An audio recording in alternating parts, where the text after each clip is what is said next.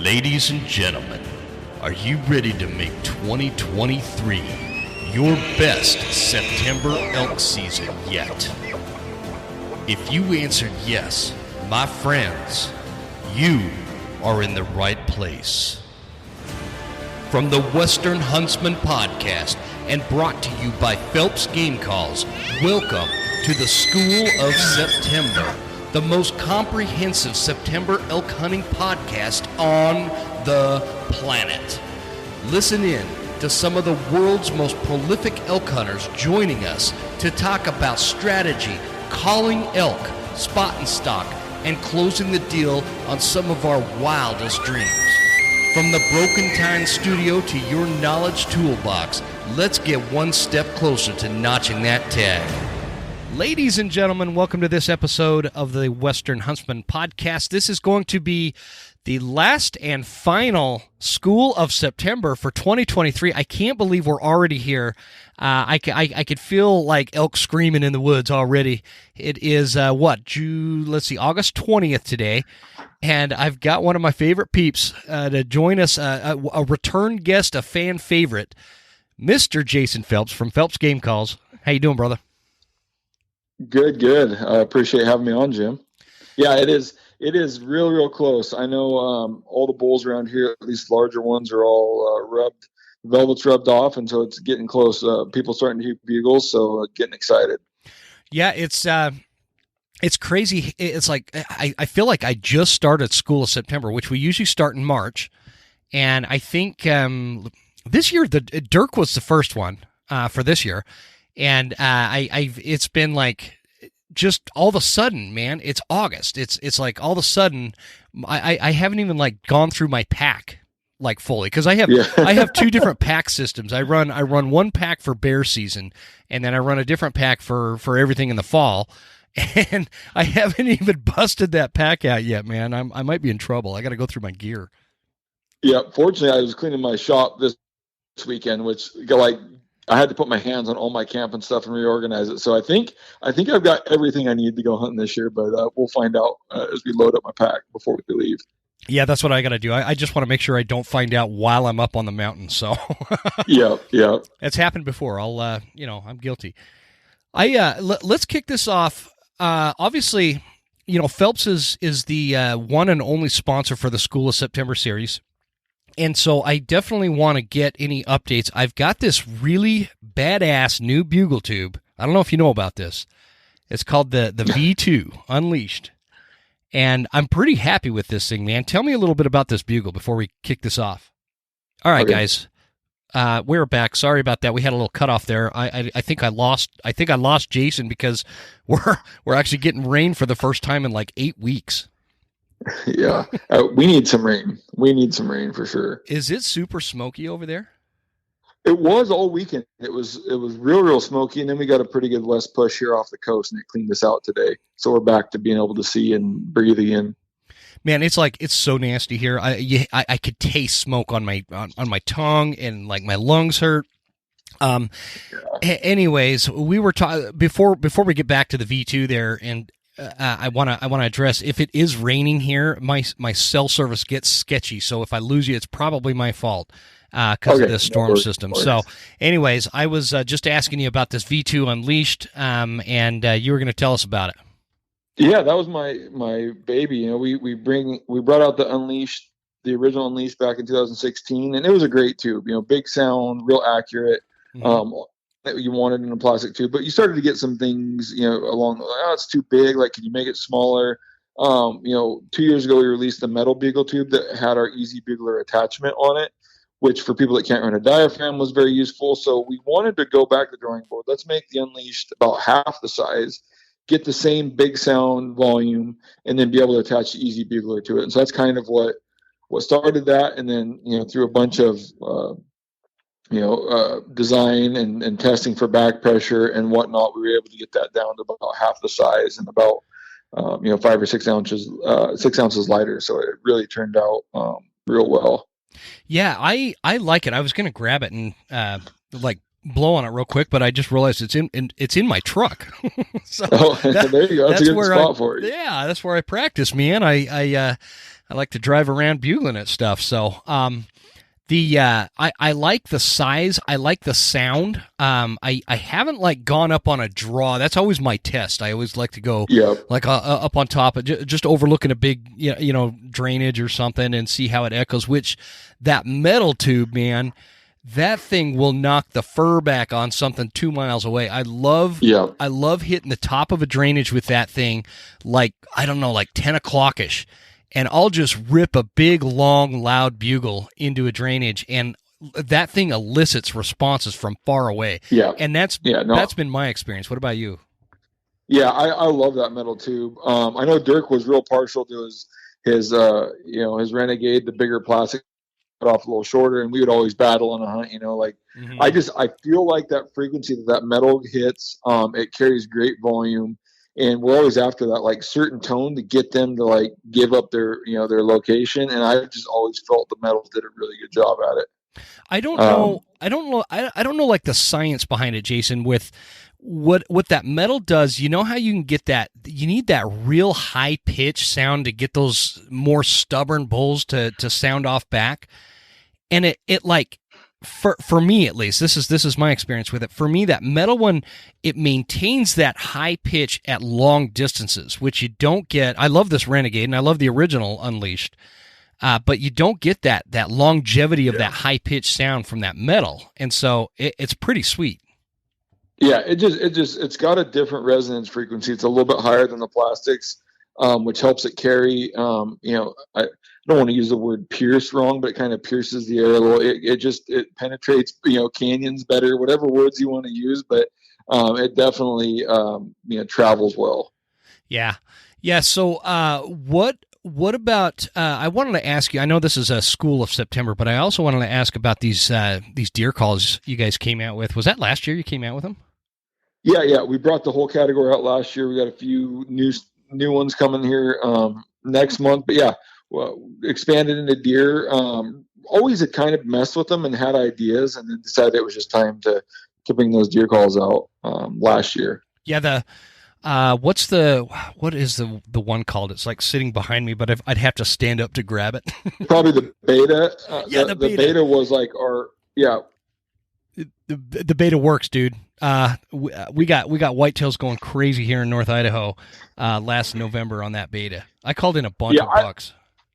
It's a great call, and one of the things when we went to design it is like, why is nobody building like a high quality deer call that's built like on a integrated acrylic tone board like we build waterfowl calls? Like, why are people not building them that way? And so we just, I don't know, I wasn't going to do any more market research than that. Let's build it, because in my opinion that's going to be the best quality deer call we could, and put that rubber bellow on it, and the thing just, it rocks. And same feedback we got from a lot of people, like it's very quickly turned into a lot of people's favorite deer call. And one thing I was real hesitant with is where we had to set the price, because it's basically a giant duck call. Yeah. When you think of the construction, people sell duck calls for $150, so these things aren't cheap because you're building them out of solid acrylic.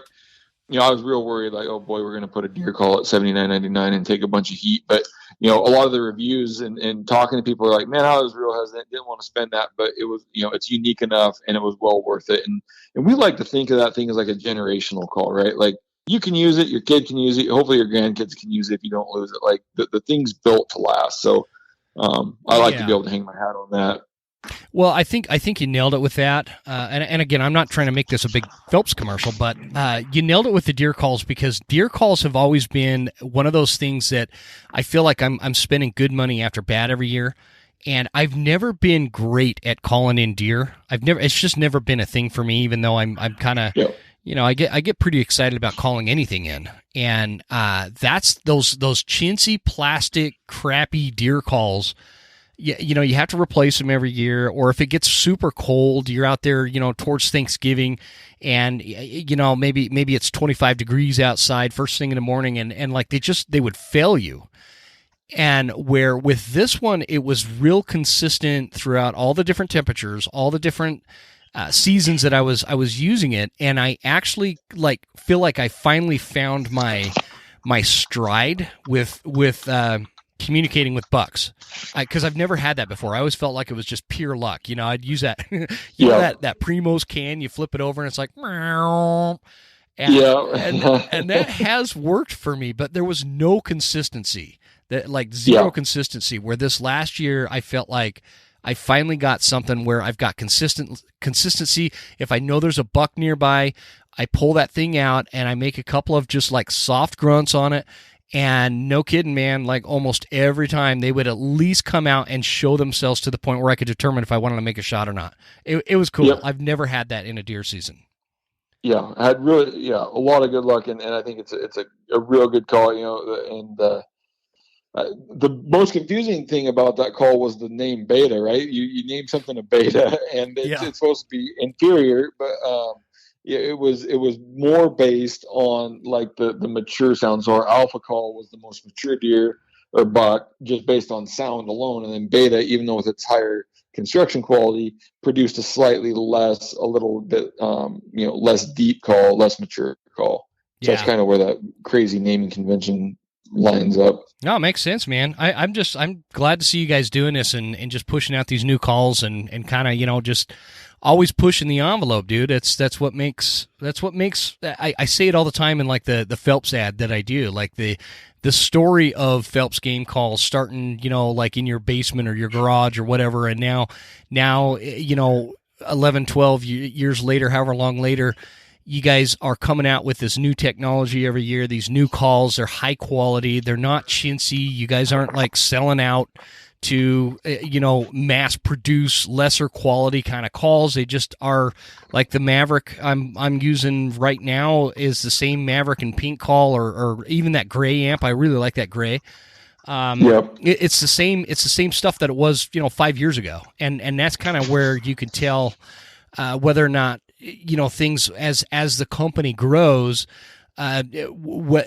you know, this mentality of let's mass produce and reduce quality so the profits are better and we're able to produce more at a time or whatever. You guys have managed to not fall into that, and I just thought it would be cool to kind of share my insight with that as a guy who kind of geeks out on all sorts of different calls, and doesn't matter if it's turkey or deer or elk or whatever. I just like this stuff. So good job. No, I appreciate you noticing that too, because I think it probably goes unnoticed. It's just we just look like the most expensive calls out there, and it's not my intention. I just always said, regardless of price, like how good of call can I design and build, and then go from there. You know, there is the business sense where you can't sell it for, you know, crazy amounts of money, but that's always been our design philosophy. Let's design the best call, see how much it costs, and then you know, live in that realm versus let's make it as cheap as possible or most profitable as possible. Yeah. So, well, cool, man. I'm excited for you guys. Thanks. Yeah. I guess let's talk a little elk hunting, man. I want to talk about, are you going to be taking that V2 out to the woods this year? I think so. You know, I always want to use the new stuff, test it, see if there's any way we could improve on it, or if it's, you know, we did get to test that one quite a bit, so we know it's going to be pretty dialed. But yeah, we'll be letting bugles rip with the V2 this year.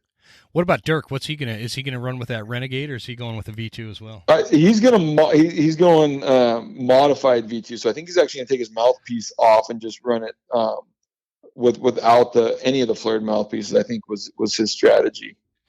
Oh, I didn't know you could do that. You can take the flare off of the V2, so because that mouthpiece is a little wider than like the Renegade. And Dirk's always, you know, even on the Renegade, he took the flared off, so it's just his style. So he's going to just take that flared mouthpiece off again and just run straight through the tube. Have you convinced him yet to run total Maverick, or I'm sorry, pink call instead of the Maverick? Or no, he's too proud to ever do that. Man, I always wish I always want to take a side, and it depends on if I'm talking to you, I'll take your side. If I'm talking to him, I take his side. But man, they're both good calls, dude. I've called in elk with both of them, so. Yeah, and one of the weird things, which I won't ever admit to Dirk, and hopefully he doesn't listen to this one, so he'll never let me live it down. The Unleashed V2 has enough back pressure that I can finally blow the Maverick like and make it sound good and loud enough. That's always been my thing, is I couldn't blow it loud enough. It's just the way everything works, where that new V2 actually cranks, it has enough back pressure that I can run that Maverick really, really well in it. So if you could edit that out of the podcast, I'd really appreciate it. But depends on what kind of check you want to write. Getting the bidding war between me and Derek. Yeah, I kind of miss you guys having that little rivalry of different calls and wearing goofy outfits. What, you guys got anything like that coming up this season? We don't. I've just stopped betting him. He came over and we did that nerd lab thing with the development of the V2, and he just, anything that guy dreams up, like, my personality is not comfortable in those, and it just makes my skin crawl. So I'm just not betting him anymore, just in case I lose. You never know, man. I was driving around. I had a great idea for like the loser's outfit, but now I'm drawing a blank as to what that would be, and so I'll keep you guys posted if I ever come up with a new idea. All right, perfect. I'll pitch it to Dirk because I don't think I could sell you on it. Yeah, I really appreciate that, Jim. Well, again, just you know. School of September. The idea with this series and this podcast, when we're talking about September archery elk season, there is a myriad of ways of to go into the field and hunt elk and be successful. And there's a pile of different like methods and strategies that people will use that prove to be consistently successful for them. And everybody's got a little bit different approach. Everybody's got a little different opinion. Doesn't mean any of them are right or wrong. It just means that's what works for them. And so the idea with these episodes, and I say this in every School of September series, but you never know who's listening for the first time with this series, is that people get the information from people like you who are experts at calling in elk, and they can take that information and put it kind of into their mental toolbox, and hopefully they'll be on a mountain, they'll have an elk chiming in somewhere, and it'll be like this unique situation. They'll be like, you know what? I remember in this case, Jason would do this, and that's what's worked for him. I'm going to try it. Might lead to a notch tag. That's the idea here. And so I just want to try to get as much information out of somebody like you that is, it's always educational for me. So I don't really care what you say. I'm going to learn from it, and I hope the audience does too. I want to start out talking about cow calls and getting your take on different ways and approaches with a cow call, whether it's a external call or a diaphragm, and talk to us a little bit about like what your strategy is when you're going out and locating elk with cow calls, or if you're in a situation where you're calling in a bull using only cow calls, and then we'll switch to some bugles. So go ahead. Oh, sorry about that. Yeah. So cow calls, and I'm not saying this is right or wrong. I want to preface this with, there's a lot of ways to do this, right? You've had other people on that spot and stock. You have other people on that maybe call different. And this is just like what goes through my head and how I've like related it to what I'm doing. So to use cow calls for locations, usually I want to call it like a warm setup, like I've smelled elk, or like the topography and terrain and vegetation lays out in a way where like, hey, this point, like, it doesn't necessarily make a good spot to let out a big giant bugle. If there's elk here, they're going to hear this cow call. And so I reserve that for kind of short distance. If I smell elk and the wind's right for me, I'll never try to call an elk, with the wind bad. But if I feel like, all right, the tracks cross the trail, they're going down here, I can smell them. Wind's good or whatever it may be. I'll use a cow call in that scenario. But we'll cow call through our tube to let it, if there's a situation where, like there's more ground to cover, we want that cow call to be, exaggerated and louder. We will, but for the most part, we're going to locate, I typically locate with a bugle, but there are a few scenarios where, fresh tracks, fresh smell, or a spotted elk, across the way, it's maybe taking you a little while to get there, which is a lot of our mornings and whatnot. When we get back over there, maybe rather than kind of start at a higher threat level with a bugle, you may just cow call, to locate those elk or to get a response versus popping in there with a bugle, because we'll probably get into it in a little bit. I don't want to bugle and give that bull a chance to run away until I know right where he's at. And so being able to cow call, and I think we're also trying to play off of just our natural instinct. So if a cow calls, that bull will typically bugle because he wants her to come join, his herd. Mm-hmm. And so it just makes sense to do that. Then the second part of your question, as far as like, how do I use cow calls when calling a bull in? If I'm only going to use cow calls, typically I know that it's either it's a satellite bull searching, he doesn't have any cows, and he's not a herd bull. We will lay on heavy cow calls, right? If that's the case. The other instance, if it is a herd bull, but he's reacting in very, very, I don't want to say aggressive to a cow call, but he responds aggressively or quickly. If it's working, there's no sense to me and Dirk bugle a lot, right? Or our systems require bugling, but we would both tell you, I would tell you every time, if that bull is responding well to cow calls and he's closing the distance or he's getting closer, and that's all you have to do, by all means stick to it. Do not risk, do not risk bugling and screwing that up. So, like we run a very similar system, but we would be a fool to try to run a program or do what we want just because it's what we do, versus we're smart enough to know, like, we're just going to stick with what's working. I want to go back to you were talking. I love these scenario type questions because I think these different scenarios are what people get into, and it's like, man, what do I do now? You were talking about you're out there. You know you're in an area that's obviously it's pretty elky. There's some trails and you can smell them. And because I run into this a lot in this like North Idaho real dark timber, you'll just be moving through it, and all of a sudden you're just in a spot, and this is where they're bedding, or maybe they're passing through on their way to their feeding areas. A lot of use, a lot of fresh tracks, a lot of sign, right? Yeah. And that feeling you get. You just kind of know there's some elk in the area, and you could just smell them. You can almost taste that smell, and like I could taste the fires right now because of all the damn smoke. It's kind of like that situation. You get in there, you check the wind, and you have maybe you're suspicious the elk are above you, wind's coming down. Thermals are coming down, or vice versa. Maybe it's afternoon and the thermals are going up, and you can just kind of smell you're picking up something from below you. What kind of cow call is Jason doing at that point? I'll probably if I think they're around, but I'm not necessarily calling to them yet. I'll probably just do a pretty sharp, like mature cow mew, just to see if I get a response. At that point, now if you ask that question where we're starting to work a bull, or we're combining cow calling with a bugling as you're close, like I would go more to like an estrus whine, like a more needy, urgent call. But if I'm just trying to get a bull to locate, like a very sharp, pointed cow call, because I don't really know if those elk are 100 yards away, 300 yards away, or 500, right? And a lot of times, is a somewhat, I call myself somewhat educated elk hunter. Like a lot of times that smell is coming from, maybe they pissed in that area, and so they might be a mile away at that point, right? And so you just never know where they're at catching that smell. I think if you've been out there long enough, you've shadowed or followed tracks long enough, and you're like, man, I've smelled elk for a mile and I'm still not caught up to them, or I haven't heard the bugle.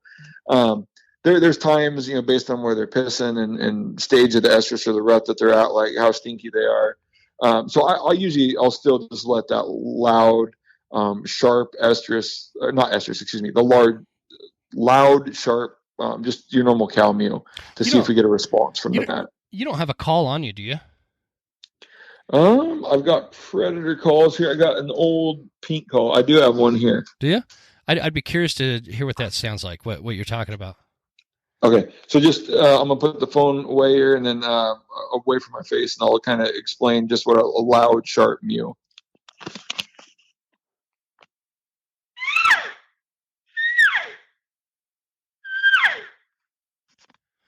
So just loud, sharp, a little more volume than if I was calling in close. Okay. Just see if they answer.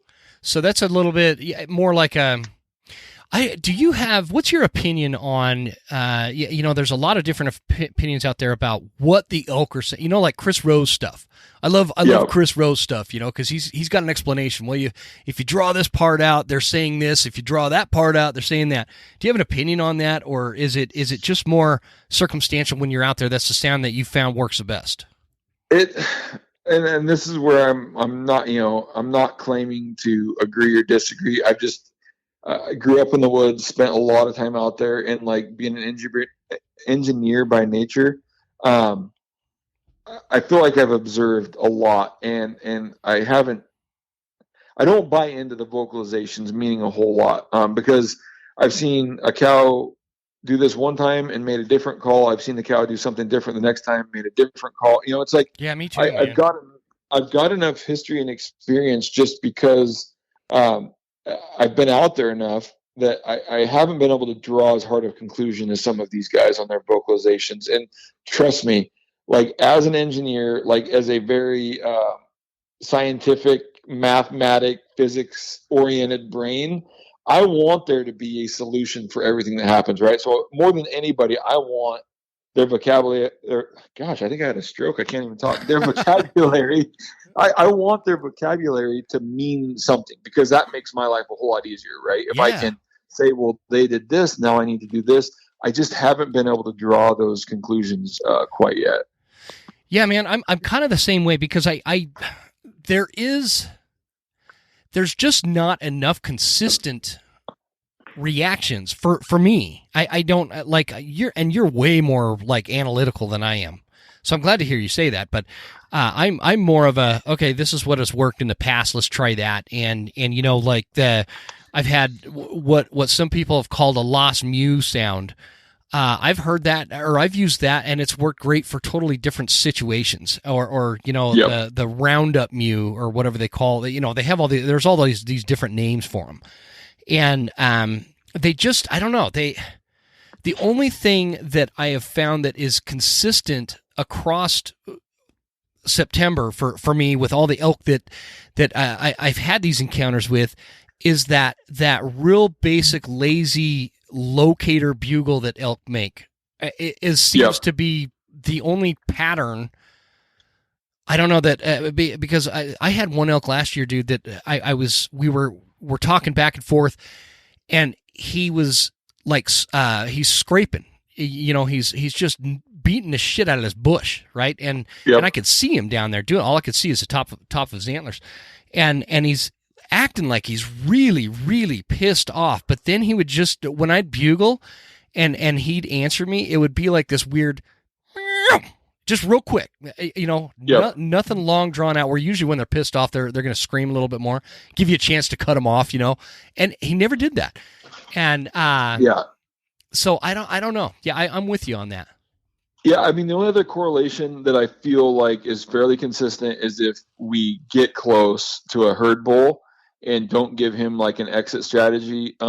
Those challenge bugles typically are pretty similar. Now, you might get a bull that lip balls versus one that growls, but there's that level of frustration that you can read on a bull, and I take it more as frustration because they may scream at you, they may bark, scream at you, or bark, chuckle, or do a big challenge bugle, but that's where I base it more on frustration or attitude, because it is very consistent even though their bugles change. So, being able to sneak in on a bull, hundreds of bulls and call them in, and they all got a little bit different bugle, but they all reacted the same, right? I snuck in, got to 100 yards, did my thing, I bugled at them, and they're all different. Like this bull did a pretty high note bugle and chuckled 6 times and came in. The next bull was screaming his head off like a 2-second, and he came in. So it's like, all right, now I don't claim to know what those bugles meant or what they were saying, but all I know is I did the same thing, got the wind right, got the 100 yards, bugled at them, and they came in with these 2 completely different sounds.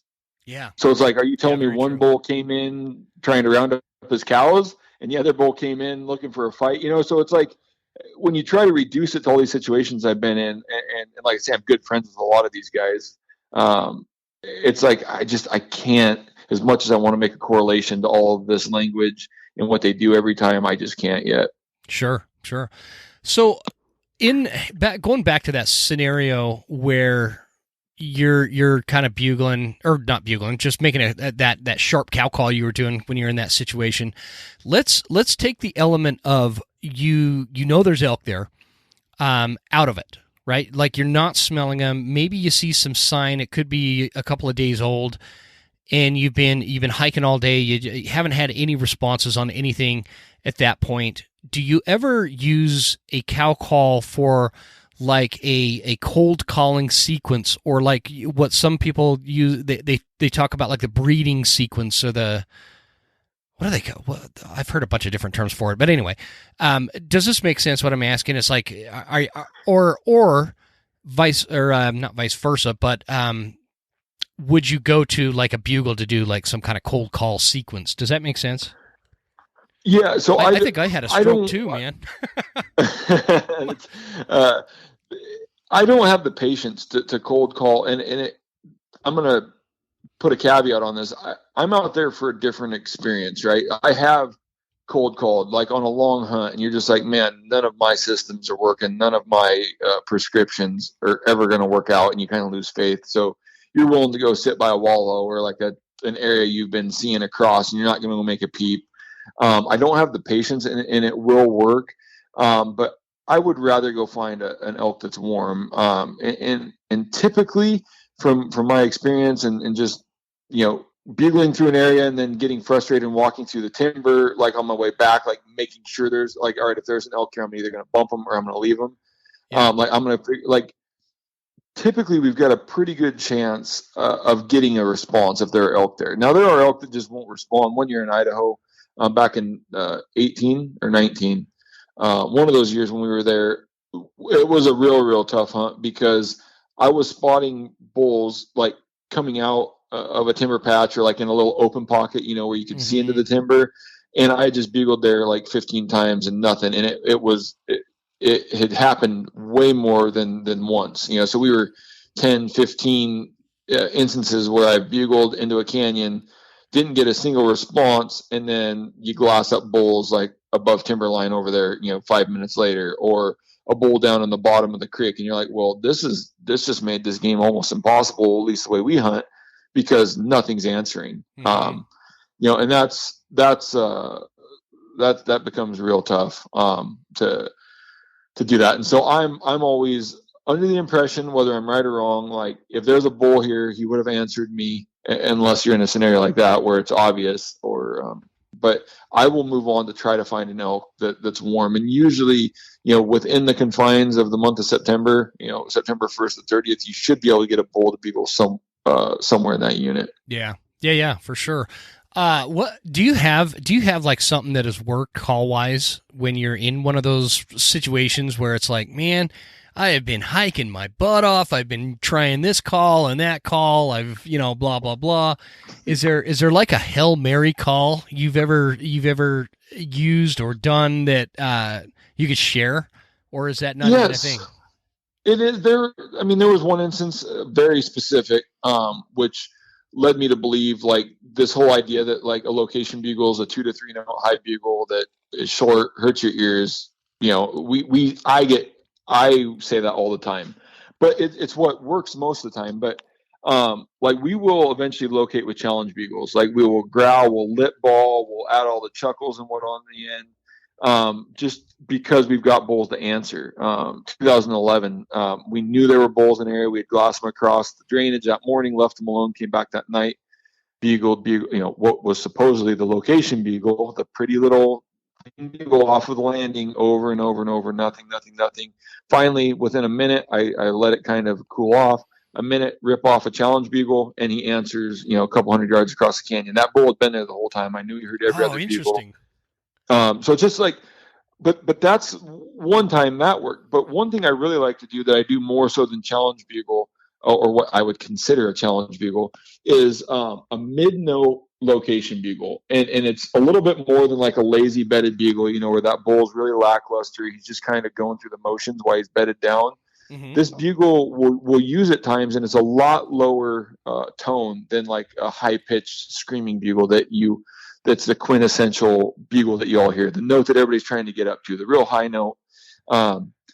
I stop about halfway, and it takes a little more skill and control, but we let just a real mid-tone lazy bugle, and we've started to get a bunch of responses using that. Okay, can you teach me that one? You got a tube there? Yeah, I'm gonna. I got a tube here, so bear with me if this isn't good. I'm blaming it on an old reed that I found on my desk, but I'll pull the phone away. And this is more of a. I'm gonna start with the high pitch bugle just to kind of give the example of what everybody's after, okay. And then I'll try to come back and hold this like mid tone bugle. All right, sweet. You guys. Yep. So that would be your high bugle. Now this is gonna be that mid tone bugle.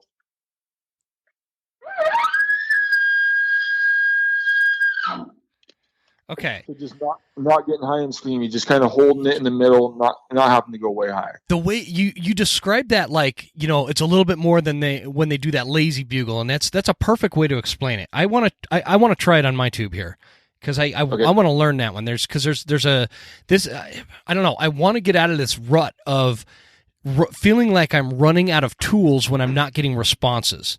And so you did that high pitch locate bugle, and this is just kind of a like almost like a, if you're a musician, like a half a note down, Yep. Try.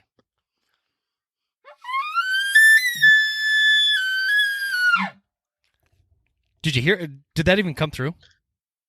Yeah, I heard it. I think that was like too high. Like too high? You know how the Terminator, the old Primo's Terminator stair stepped very distinctly, like do do do do do do. Yep. So what I would do with the diaphragm to like really get it in the right place is just almost force it to stair step, and then figure out about where your tongue needs to be to hold it about in the middle. Okay. And just it's kind of the idea, and it takes it's a little more. It's easier for guys to ramp through and get to the high note. It takes a little more like thought to like, all right, you got to kind of hold this in the middle where it's just at the right place. All right, do it again, man, because I want people to be able to like hit that back 15-second button and just keep practicing this one. Okay.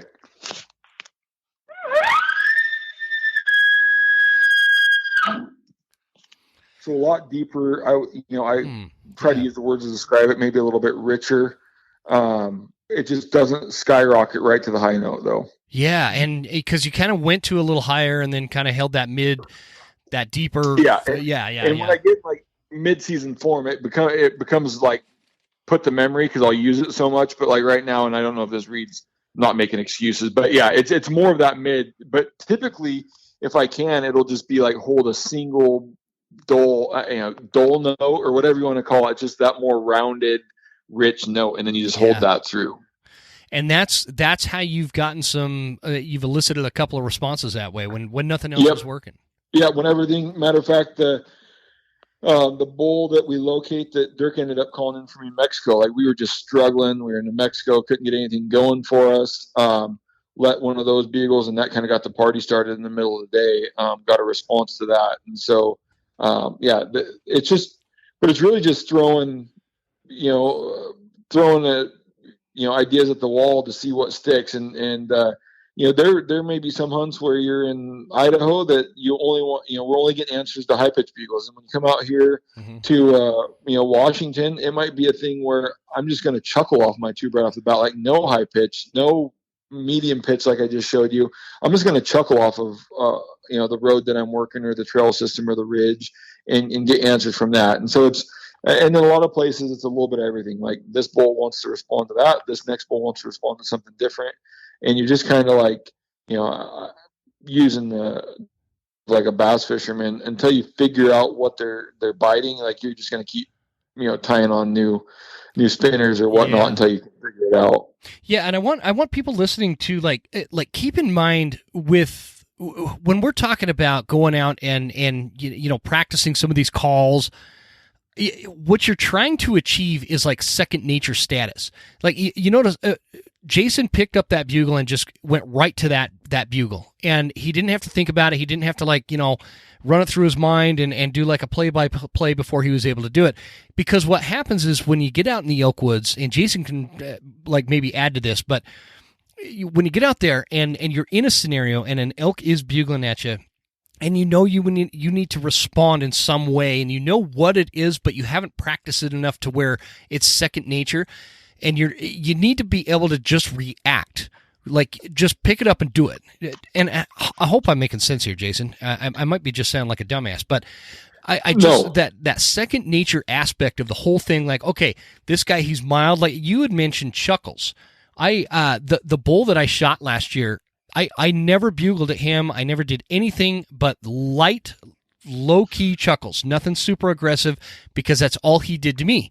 And we just chuckled at each other from 100 yards to 25 yards. That's what we did, is we just kind of, those real fast kind of chuckles. And it was like, I think that bull was well aware that down in the bottom of this drainage, I was like mid-slope, way down in the bottom, another 700-800 feet, there was this dude down there just blowing his mind, bugle-wise. Just everything he could launch out of that bugle tube. I have no idea what kind of gear he was using, but it sounded terrible. And we always make fun of Doug Flutie and whatever. Well, Doug Flutie was down in the bottom of this thing, and he's just cranking off bugles, and like he's fighting himself, trying to get this response. And I wanted to verify whether or not it was a bull or Doug Flutie. I was pretty sure it was Doug Flutie, but the way I usually verify that is a chuckle will make or break a caller, in my opinion. Yep. And so I just did a very light chuckle to see if he'd respond to that, and which he did, by the way. He blasted me with some crazy challenge bugle, totally inappropriate. But also the bull that was about 100 yards from me, he chuckled back at me, and that's how I got him. And so. Yep. Going back to that second nature topic, how do you get to that point where you're just like, man, okay, I know what to do. Here it is. Here's the sound. I just produced it. Bull responded. Next thing. Does that make sense? Yeah. And I'm going to give the answer that makes me sound like I'm supposed to be an expert, and then I'm going to give you the reality of the situation.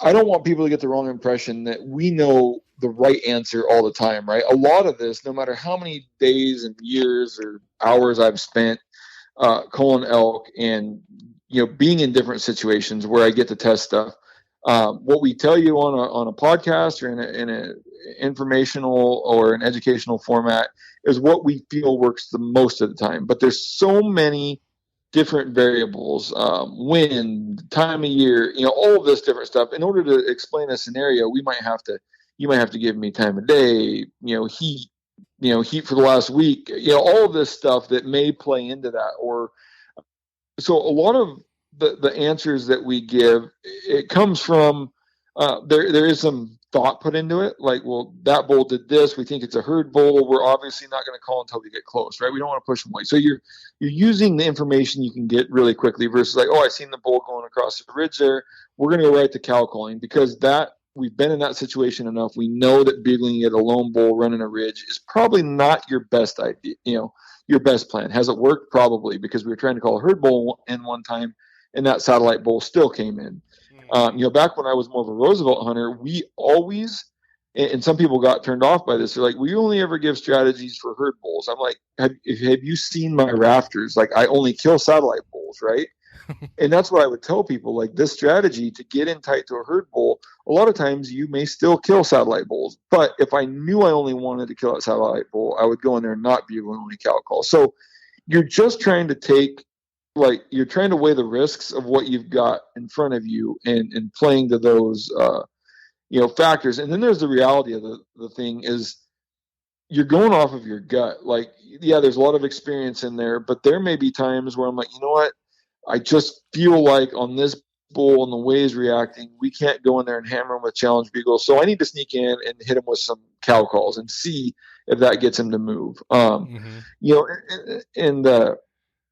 I wish there was more of a probability or, I keep using the word correlation, but I wish there was more of a way to tell what you should do. But we've been in the situation so many times. I can tell you that one time a challenge bugle is going to work, and the next time the bull's going to turn and run, or he's going to sit there and bugle back and forth with you for 5 minutes and then leave. So there's still a lot of trial and error, and a lot of it just comes down to what we're feeling in that moment. Even though we run the same program a lot, it still varies from from day to day, situation to situation. And after doing this for 27 years or however many years it's been doing and trying to call in as many bulls as I can, I still go into a lot of these scenarios a little unsure if it's going to work out that time or the next time. I mean, elk hunting would be pretty boring if we were sure how it was going to work every single time, right? Yeah. And there are scenarios where you're like, oh shoot, this is like got everything good in my favor. Like if I can see a satellite bull and know that it's a satellite bull and he's covering ground, bugling as he goes, like that bull searching for a cow, like all I got to do is get close to him and lay on cow calls. Yeah. And then there's a herd bull where you get between him and his cows unannounced, or you sneak up on him in the timber. Like that just became a very, very good situation. So there are situations that you find yourself in that will lend themselves to like a higher probability of success. But then there's a lot of them where it's like, no matter how many times I've been here, like, in reality, we're probably, crossing our fingers for a 25% chance that this works out for us. Can I ask you something based on, you said something earlier, the concept of going after a herd bull versus a satellite bull. Most of us that, like including me, but most of the folks that are listening to this, we'd be totally fine with a satellite bull. I don't need the herd bull, man. I'm not good enough. I'm not good enough to go chase down herd bulls every time. And a lot of people listening too, that sometimes we take for granted, like I have way more time to hunt elk than most people, right? It's just the way I've set my life up.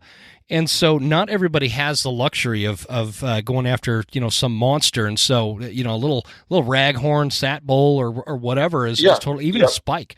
How do you go about what's the difference in your mind between targeting a herd bull versus getting out there and just hunting the first bull that gives you a clean shot? Yeah. And I may be wrong on this. There are spots, and it really depends on the area you're at and herd dynamics, right? If I can go to one area and one bull's running 2 cows, and that seems to be your herd size. And maybe a big mature bull will have 4 or 5 cows. And then you go to the next area and the herd bull's got 20 cows. And so it really depends on the area you're at and whether how the bulls are running. Like, are 3 or 4 satellite bulls completely detached from the herd? Like that might be a scenario where there's a herd bull, maybe 1 semi-mature bulls shadowing the herd as a satellite bull, but then what we consider satellites or raghorns, there might be 4 or 5 of them. They're just off on their own, right? Yeah. That scenario is going to be a lot different because if I'm okay killing anything, we do this all the time because we get bored. If there's maybe a bull we don't want to kill, or we're just going to burn some time, like we'll call them in on occasion. And those elk, if it's just satellite bulls, no cows involved, like lots and lots of heavy cow calls. And you can typically get those. Now there'll be another herd. Let's say the herd bull with 20 cows, but he's got 4 or 5 satellite bulls shadowing him. Your best bet to kill those satellite bulls is still until right at the end, is to hunt them just like a herd bull. You're going to find them, you're going to be quiet, and you're going to get close with the wind right. And then when you move in, rather than maybe challenging this bull, you're going to go to just heavy cow calling, right? Because a lot of these satellite bulls, a lot of those satellite bulls I've killed in the past when I was trying to kill herd bulls, they come in just out of curiosity.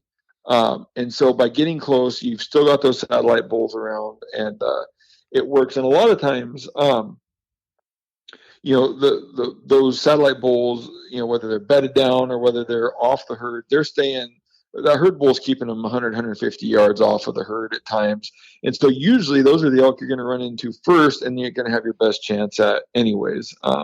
And so that's really, going, a lot of people ask, well, I've got a cow tag for the rut. Well, guess what? I'm going to still go locate herd bulls just like I would, because guess where all the cows are at? The cows aren't going to yell at you from the bottom of a canyon, but a bull will. And if a bull is going to answer, a lot of times those cows are around. So you're going to use those same strategies. Same thing with satellite bulls.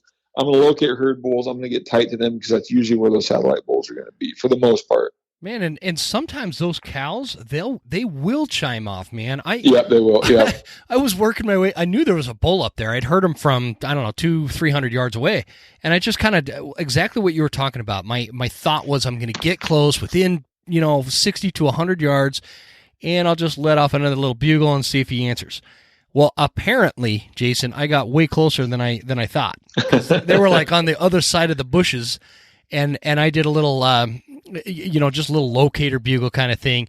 And no kidding, man, the cows all jumped up, and all of a sudden I could see them. They're jumping up. I'm like 20 yards from these elk, and the cows are going nuts. They're meow, meow, meow, meow, meow, and the bull jumps up. He is madder than I've ever seen a bull.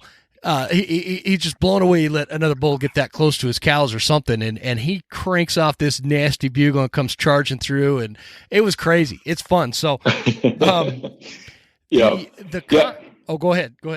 No, I was gonna say, yeah, cows can be very talkative. I typically lean to the bulls giving up their location, but I've been on hunts like in Wyoming when I was there in 19, and like there were cows that wouldn't shut up for hours at a time, and like, well, that'd make it super easy to keep track of, but yeah, it's hit or miss. Sometimes they're very vocal, sometimes they're tight-lipped.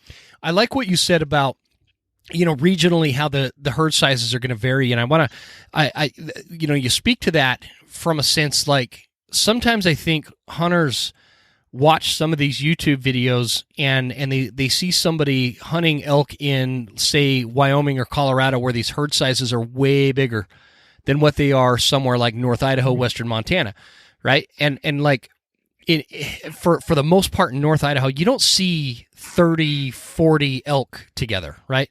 With the exception of where they're wintering up for during the winter. But like during September, I mean, maybe 8 is going to be your max, but usually it's like 2 cows and 1 bull or something. And then what happens is you'll get these groups of like 3 or 4 guys that go out and they're hunting together, and they want to, replicate maybe what they've seen on YouTube or whatever. And they'll all start cow calling, and it makes it sound like there's 30 different elk up there. You're putting off the wrong impression, in my opinion. And that's that whole drainage goes quiet after that, and vice versa. This was leading to a really good question, Jace, like the best question ever, and it's like totally left my mind. What was it, man? I was going to tell you too. So I'm emailing back and forth with Jim Heffelfinger. You know Jim Heffelfinger? Yep.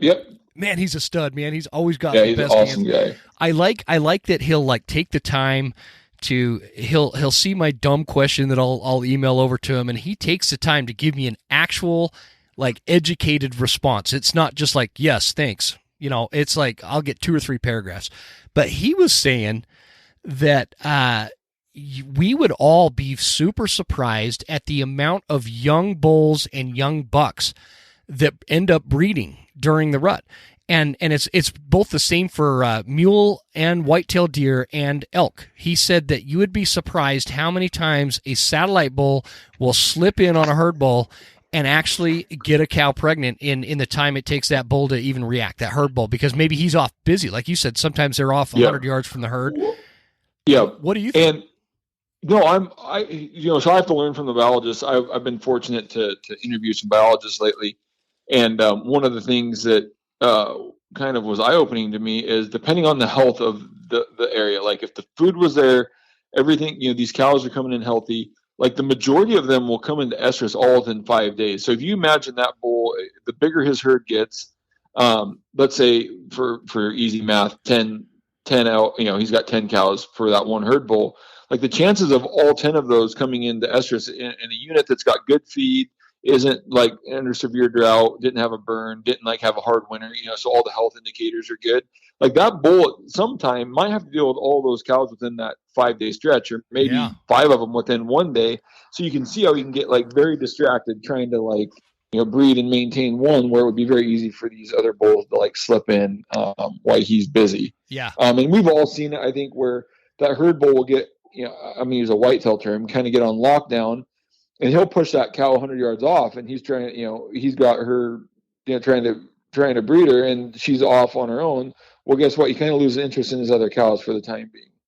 And if one of those are in, it'd be very easy for another bull to hop in.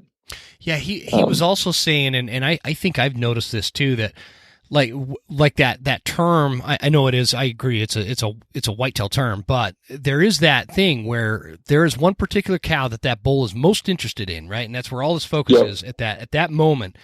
And it's almost like all the satellite bulls, they are not as far away as that herd bull wants them to be, right? And they just like know when he's occupied, and they'll slip in, and those are the bulls I think that are easiest to kill, with the exception of maybe a dumb spike here and there. But I don't know. What do you think?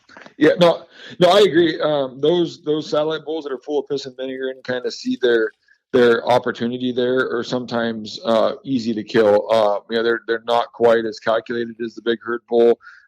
They get a little anxious and in that moment, and I think they do some things that with disregard for their safety at times. You know, but we've seen that, growing up hunting Roosevelts, where a herd bull breaks off a cow and you've got a satellite, and that bull is typically, he's going to you cow call or whatever, bugle, and he thinks he's king of the world at that moment. Like we've killed them multiple different ways because of that satellite bull thinking he's king of the world there for a little bit, or you blow a cow call, he's willing to come check on any of them because he knows that they have some way of knowing that herd bull is occupied. All right, I want to shift gears. I don't want to run too long with you because I know I was just so everybody listening, I was like 25 minutes late to this here podcast recording because I got stuck at work. So I don't want to push this too far for you, Jason. But no, you're good. So you're a lifelong hunter. You've been hunting Roosevelt elk. You've hunted Rocky Mountain elk. You've created this, one of the premier hunting call companies on the planet from scratch, and you hunt multiple states, and you've notched a few tags along the way. What do you think when you consider that big basket of experience, when you're out there, is there something that elk hunters do calling wise that is like not necessarily a pet peeve, but when you hear it, it's wrong? There is like no way, unless the elk is, just retarded or a Democrat. There is no way that's going to work on calling in an elk. What would that be?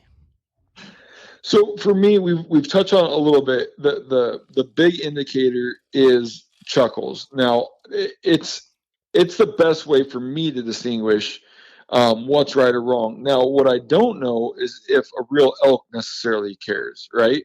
Mm-hmm. You have to assume that they're better at distinguishing what's right or wrong. But I've always wondered, because there's been some pretty bad callers that consistently kill elk around here, people that I've known. Like, I know, me too, man. What's going on? Like, you can't. So I don't know if it matters that much if you play on the temperament. But chuckles is probably number one, is at least from like my human ear standpoint. Like that's not good. As far as like actual calling technique and strategy, the absolute worst thing you can do is call your way into elk. And this might go back a little more towards herd bull strategy, but like I said, the satellites typically are in tow from the herd. So if there are satellites there, like locating an elk and then calling your way all the way to it. Now, I know there's going to be somebody out there that says that's how I call all my elk in, and it's worked, so I know it works. I'm not saying it can't work. The majority of the time, though, that bull is going to take that as an opportunity or a warning that, hey, this other bull is getting awful close to where I want to be. I'm going to round up my cows and leave before we have to see this guy. Mm-hmm. And so, not necessarily from an actual call quality standpoint, but a tactic. I think you're always at an advantage if you don't call until you're very, very close to the elk again. So what do you mean? So they're 400 or 500 yards away and they elicit a bugle response, and you're saying they are calling all the way, getting like every 100 yards or something like that, trying to or maybe not that much. Let's say for your example, you locate some elk down in the timber 500 yards away. And I could sit there safely, and I think we've all did it. I can sit there and most likely bugle from 500 yards back and forth, and that bull's not going to leave. Like, he's content. He'll stay there as long as I stay here. Yeah. Now, let's say you don't bugle at 400 because he might stay there for a little bit. But let's say you close 200 yards, so now you're 300 yards away, and you bugle, and he might answer you from the same spot. And you're like, okay, this is good. You go another 100 yards because you're very nervous or hesitant to bump into them. So you bugle from 200 yards, and now all of a sudden they're still 300 yards away. You moved 100 yards, but you didn't gain any ground. At this point, that bull is not interested in you bugling you on your way in. That bull, you're either going to have to be quiet and get close, or you're going to have to circle out in front of him. But that bull is not interested in, he's obviously rounding his cows up and leaving. He doesn't want any confrontation with you that's coming at him. There's some other scenarios that work. Like if you're more of a spot and stalk guy or don't want to risk getting in there and doing that, leave a buddy up on the landing and continue to call from that 500 yards so that you know exactly where he's at, so you're more comfortable. Or put your call in your pocket until you get 100 yards away and have the wind right, and then pull it back out of your pocket and start your calling. Because at that point, go ahead. Oh, that's a great point. I didn't mean to cut you off there, man. No, you're good. When you are, let's again back to the scenario-driven question. 500 yards away, you let out a locator bugle, bam, you get a response. At that point, here's what I do. I pull my phone out, I look at onX, and I identify roughly where I think that bull is, and I actually mark it. And I think, okay, maybe there's a little bench, maybe there's a little meadow, maybe there's a darker timber. He's got to be somewhere right in here. And that's how I use, because I'm like you, man. I won't make a peep. I'm just going to go in and get as close as I think I am or I can, to the point where I don't remember who. I think it was Dirk that said, you want to get in there to the point where you're almost nervous you're going to bump that elk out of there. You know? Yeah, we do the same thing. A lot of people are like, "Oh, you must be a horrible woodsman or whatever by getting my onX out." I'm like, well, let me explain this scenario to you. A lot of times I can't go straight at them because the wind or something, right? You've got to make I'd say the majority of the time I locate elk, I've got to make a loop or circle them or do something. So when I'm walking through the timber, you can lose your path. You can forget how far, if you have to walk 300 yards down the trail, walk 300 yards down the hill, and then try to make a loop, you might not be able to get back to that spot, or it might feel different, or it lays out different than you thought. And so, no, we always do that. And then you want to get very, very close to where that pin is. And a lot of times just out of maybe I'm a little stubborn, but I will force myself not to call. A lot of times it's always like, well, you're close enough now. Let's just see if you can get him to respond. And it's like, nope, not until I'm within 100 yards of that red pin that I put on onX am I going to make a peep. And so it's just, a lot of stubbornness on me trying to prove my point that I'm not calling until I get there. Man, that kind of stuff irritates. What kind of douche canoe it calls you out on woodsmanship over marking that on onX? Like, what?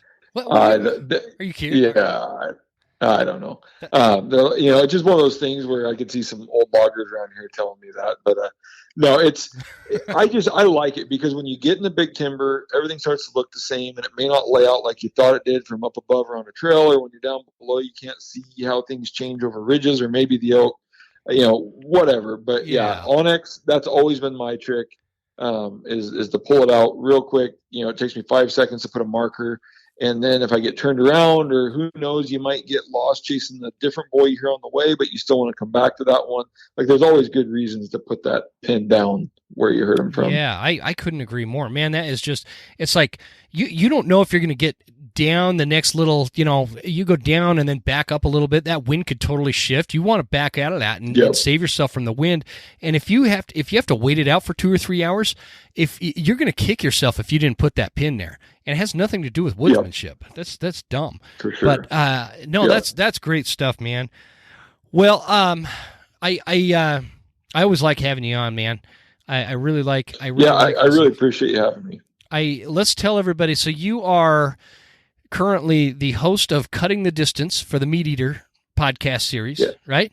Yeah, co-host now. So I was running it for the last 2 years, or almost 2 years, by myself, and then recently got Dirk to come on every other week so we can be co-host. So it's a nice little change up, and we're having twice as many episodes now. That's awesome, man. I'd like to point out that I was on that one with Dirk, the Cutting the Distance. Yeah, last week, I think, right? Yeah. So if anybody, needs an autograph or anything, just let me know. we can hook it up. The other part of that too, actually, I need to touch on that, man. Do you like Joe Rogan talks about you all the time, dude? Yeah, I don't. Yeah, I usually, because I listen to his podcast like on hunting road trips, but usually I know if there's a mention because everybody messages me. I'm like, that's cool. Well, here's my take on it, man. I'm kind of like you. I tune into some of his episodes. It depends on who's got on, But he'll like talk about somebody for a while, and then he'll bring him on. And I don't think you could like tell anybody that you're going on there before you actually do. But I'm suspicious he's going to call you up and be like, "Dude, come on my show."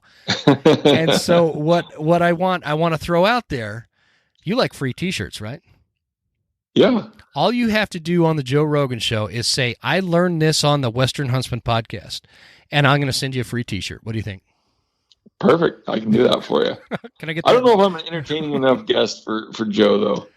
No, I think he's the kind of guy, man, that like he's so conversational and he's genuinely curious. I think that you'd be surprised, man. People like listening to you. You have a lot of credibility on this topic, and it's not the same old. I don't know. There's a lot of just jargon out there and like kind of information in a can, if you will.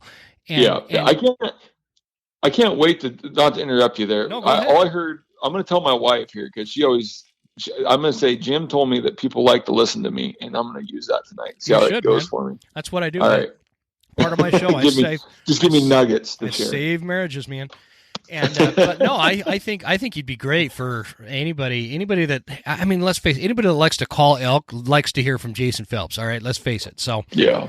No, that's great, man. Anywhere else you want to direct everybody to where they could find you, Instagram, podcasts, all that kind of stuff? Oh boy, we're on Cutting a Distance everywhere major podcasts are at. Me and Dirk are still kind of holding down the fort on our Instagram channels, Phelps Game Call at Phelps Game Calls, and then I've got a personal one at Jason Phelps. We're on Facebook, just kind of all over. The website's www.phelpsgamecalls.com, and yeah, we're pretty accessible. Yeah, no, it is, guys, and you guys know.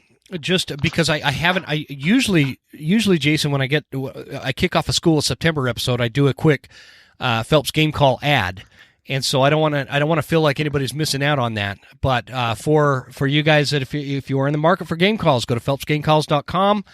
Run through. It doesn't matter if you're looking for elk calls. Obviously, elk is kind of top of mind right now, and I feel like, maybe correct me if I'm wrong, Jason, but I feel like elk calls are like the bread and butter, the flagship of products from Phelps Game Calls, but not to discount the predator calls and the deer calls and the turkey calls, the duck calls. Yeah, no, I mean, elk's always going to be our thing, right? Yeah, it's what we're passionate about. But you hit the nail on the head. Like we love those other things too. There's other pursuits, but elk's always going to be number one. Oh yeah, for sure. So jump on there, guys. There's still plenty of time to get your calls before season starts. And Jason, brother, man, I really appreciate you joining me, man. I'm super excited to get this episode out. This was fun. Yeah, thanks for having me, and good luck this fall, and I'm sure we'll catch up later. Yeah, let's do it. Let's do a post-season episode. All right, brother. All right, perfect. Sounds good. Take care. See you, man. Bye-bye. You made it. That's the end of the episode. Thank you so much for tuning in. Please make sure you're following us on Instagram at The Western Huntsman and write us a good review at Apple Podcasts. Thanks, guys. See you next time. Stay Western, and I'll see you